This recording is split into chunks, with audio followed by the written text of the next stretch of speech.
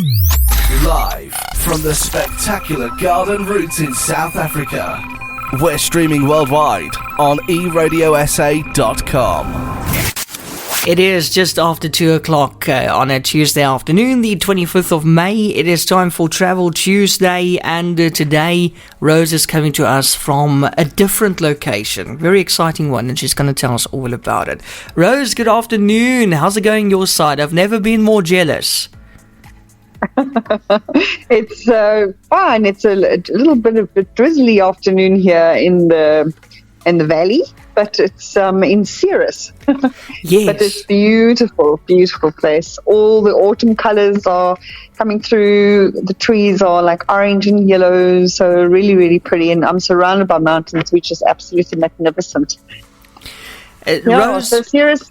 Looking at the photos that you posted earlier this morning on Facebook, it just looks like the place you want to go to when you need to clear your head and get away from everything and everyone.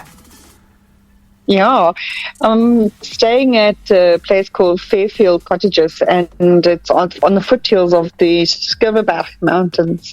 And this whole valley, Ceres, is actually named after the Roman goddess of agriculture, and rightfully so. It's surrounded by mountains, but it's got this huge valley that all they grow fruit trees, and obviously, of course, Ceres is popular for their growing of fruit, especially apples and pears. So it's rich soil, and it's got a huge agricultural established town, I must say. And it's also, it's known for its snow watching because of all the surrounding mountains around here. You know, you've got Matruisberg, Skurveberg, and you've got it falls into the Warmbokkenveld area, and then you can head out to Ceres, so the Cederberg, into the Kouwerbokkenveld area, or you can go to the Sutherland, or kind of those kind of places, head out that way. But it really is surrounded by all these majestic mountains, which is magnificent. I mean, you just, everywhere you look, it's just these huge mountains. So it's really, really pretty. I'm wondering if you're not going to get snow soon, because I see there's a big cold front moving in from Sunday into next week. Quite a big weather system coming through, if the reports are correct. Yeah. So you might see some snow there. I think I'll be heading back before then, unfortunately, because I have to be back in the garden route for an event in the Karoo, unfortunately. But I think they were expecting snow a little sooner, but obviously that didn't happen. And I don't know if I really want to be snowed in right now. It's bloody freezing. Yes, but can you imagine how beautiful that must be? And the photos you will take, I can only imagine. Oh, I mean, walking this morning, I actually took my camera and just went and walked on the farm. It's a working farm owned by Connie and Anita Malaba, and they grow apples and pears, and the colors as you walk through all these orchards are so stunning. And they've got this little buck running around. I saw a small buck running around. I can imagine they've got a lot of wild on the farm as well. So very, very picturesque. And of course the clouds make it even more interesting as well. And they've got 3 cottages on the farm on the foothills of the mountains, and they got little fireplaces. It's really cozy, like nice and self-catering. Absolutely stunning. So a little bit more about Ceres. Ceres is an interesting little town. Didn't have much time to read about it, but I do know, I found out a couple of things. The one is that it was actually there was a huge earthquake here in 1969, and Ceres was completely closed off from the rest of the world due to fire. So obviously the tectonic plates moved. Fault line, which is on the coast, then it affected Tilbach, Worcester. Oh yes, it's actually called, I think it was called the Worcester earthquake. That had a magnitude of 6.3, so it was quite hectic. Yeah. Poor people. Yeah. So that was the one thing.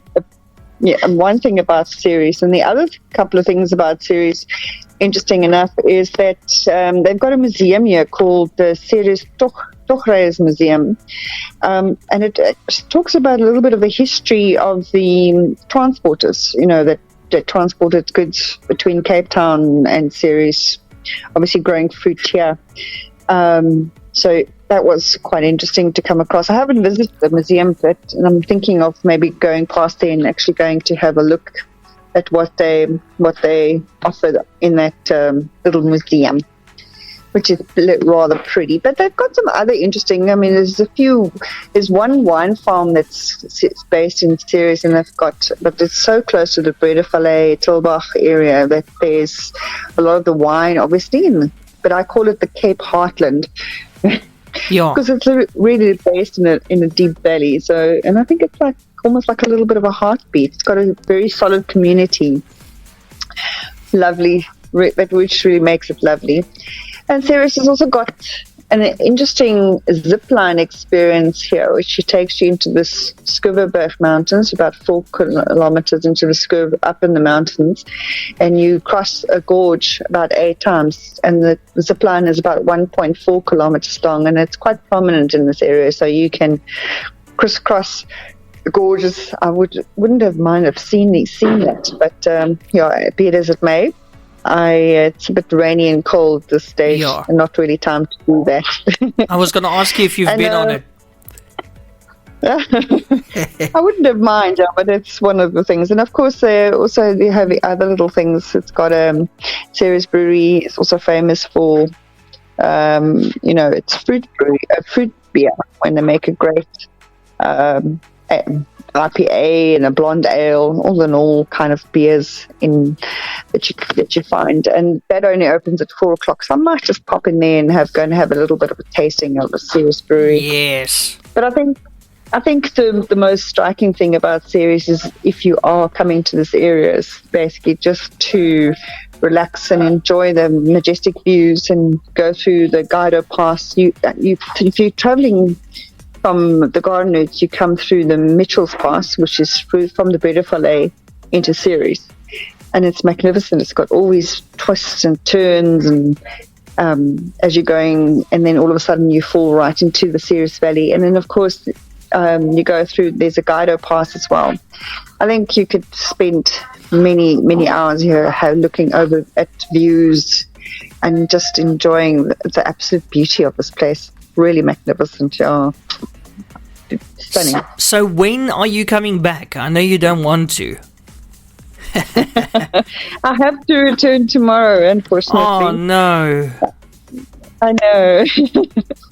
It's a very, very short trip for me into this area, but I'll definitely will come back this way. It's very unexplored.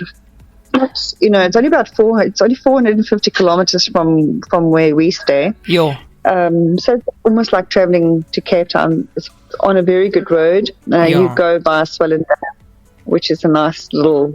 So it's an easy drive. It's a 5-hour drive, but it's an easy drive. And I think there could be a lot to do in this area. They're close by is the Portable site, which is a flying site as well.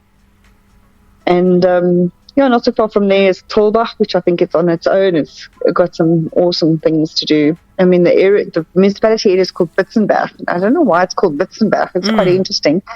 Witzen meaning to me white. So I can only imagine that in winter here, they are surrounded by complete white mountains, yeah.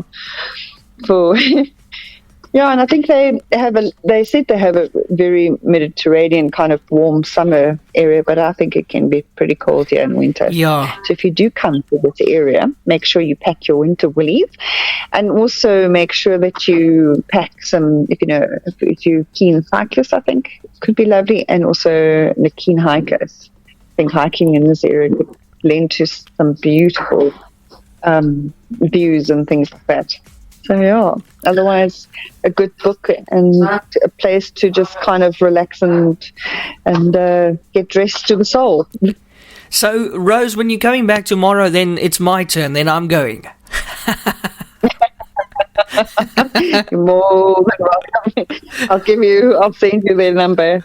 Listen, but I mean, that would actually be a great place for me to just sit and write as well. I mean, I need to get back into my writing, and I think that will be an absolutely fantastic place to just sit and write, It will, definitely will be.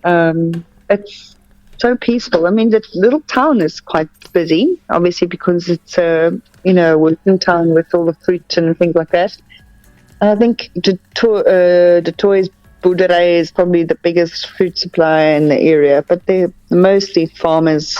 Community is set around creating a farming community, or supporting a farming community. So people who live here mostly work on the farms, or they work in town, which is basically established by this kind of industry. Yeah, some interesting things that I've read about it as well is that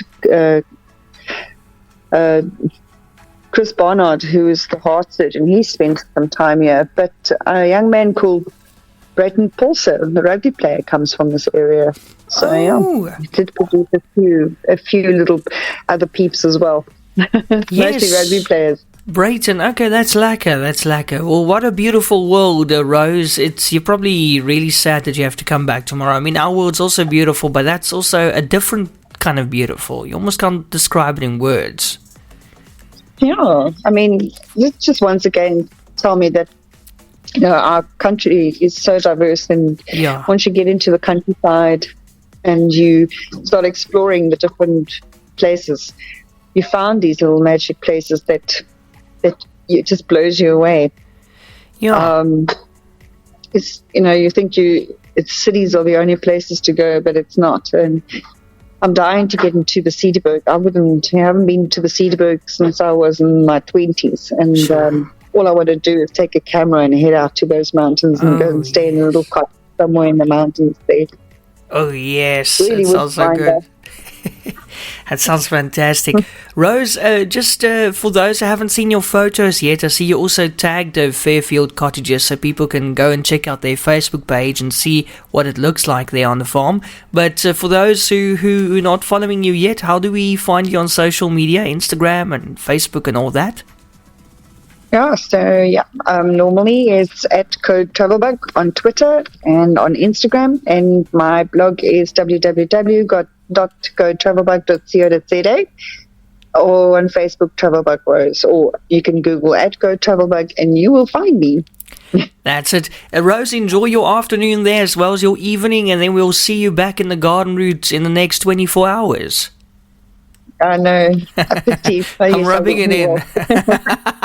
Oh dear. No, listen, enjoy it. It's beautiful. Thank you so much, and looking forward to next week at 2:00 for more Travel Tuesday. Thanks so much. Have a lekker one. Thank you, and you too. Take care. Thanks, Rose. You too. Bye-bye. Bye-bye.